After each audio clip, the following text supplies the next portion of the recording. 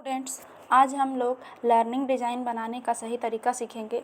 तो मैंने यहाँ पर इकोनॉमिक्स का लर्निंग डिज़ाइन बनाया है। आप लोग अपने अकॉर्डिंग अपने मेथड सब्जेक्ट का लर्निंग डिज़ाइन बना सकते हैं इस लर्निंग डिज़ाइन को देख करके।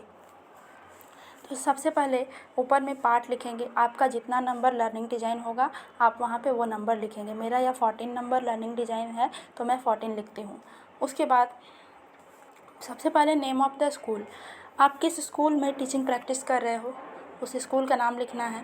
क्लास, आपने जिस क्लास में यह सब्जेक्ट पढ़ाया है उस क्लास का नाम लिखना है। ड्यूरेशन, आपने कितने देर क्लास लिया है वो लिखना है। टीचर्स नेम, टीचर्स नेम में हमेशा आपका नाम होगा। सब्जेक्ट, सब्जेक्ट में जो सब्जेक्ट आप पढ़ा रहे हैं वो सब्जेक्ट होगा। यूनिट, यूनिट में इकोनॉमिक प्रॉब्लम यूनिट में आप लोग को जो भी पढ़ा रहे हैं वो लिखना है। सब यूनिट में भी सेम होगा। टुडेज लेसन, टुडेज लेसन में लेसन का नाम होगा। उसके बाद में यहाँ जो मैंने लाइन लिखा है उसे सेम टू सेम लिखना है। जैसे teaching goal, after completing the sub unit student will be able to, उसके बाद में हमें यह 6 पॉइंट लिखना है। 5 पॉइंट मैंने सामने लिखा है और पीछे एक और पॉइंट है, आप लोग देख सकते हैं। तो इसी तरह से हमें इकोनॉमिक लर्निंग डिज़ाइन को आगे बढ़ाना है।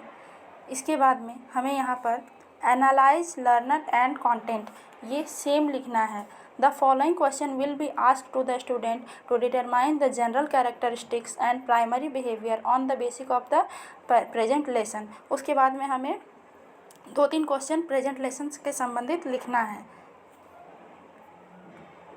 उसके बाद में यहाँ पर एक नया कॉलम होगा जिसका हेडिंग होगा developed and selective learning materials, मतलब आपने पढ़ाने के समय में कौन कौन से लर्निंग मटेरियल्स का यूज़ किया है।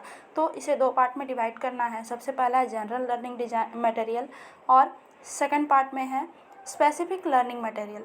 जनरल लर्निंग मटेरियल में होगा black board, chalk, duster, text book, मतलब ये सब चीज़ें जो स्कूल में आसानी से उपलब्ध हो जाती हैं उन सब चीज़ों का नाम जनरल लर्निंग मटेरियल में होगा। और कुछ ऐसी चीज़ें जो आप अपने साथ में ले करके जाते हो जो स्पेसिफिक है, जैसे कि refresh notebook, PPT, chart, model, ये सब स्पेसिफिक लर्निंग मटेरियल में आ जाएंगे। उसके बाद में हमें इस कॉलम को क्लोज करना है।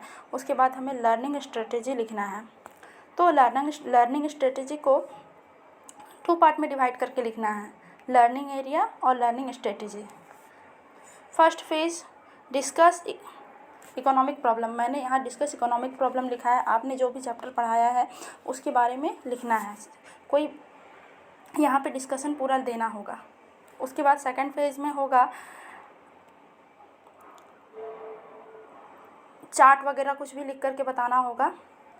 थर्ड फेज में होगा ब्लैक बोर्ड में जो हम लोग काम करते हैं उसे लिख करके, यहाँ पर एक कागज़ आता है ब्लैक कलर का, उस पर ही हम लोग को लिख करके दिखाना है, ब्लैक बोर्ड की तरह बनाना है, जैसा कि मैंने यहाँ पर बनाया है। आप देख सकते हैं आसानी से बना करके मैंने यहाँ पर चिपका दिया है।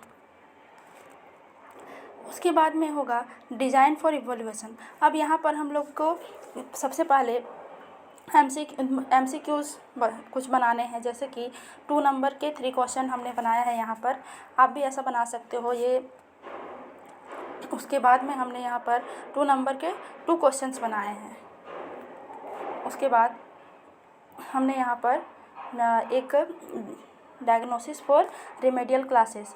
If there is any need of remedial classes the teacher will arrange it according to need. अगर स्टूडेंट्स को मान लीजिए समझ में नहीं आता है कि आपने क्या पढ़ाया है, तो यहाँ पर आप लिख सकते हैं कि यदि आपको किसी तरह के रिमेडियल क्लासेस की ज़रूरत है तो अकॉर्डिंग टू नीड आपको रिमेडियल क्लासेस दी जाएगी।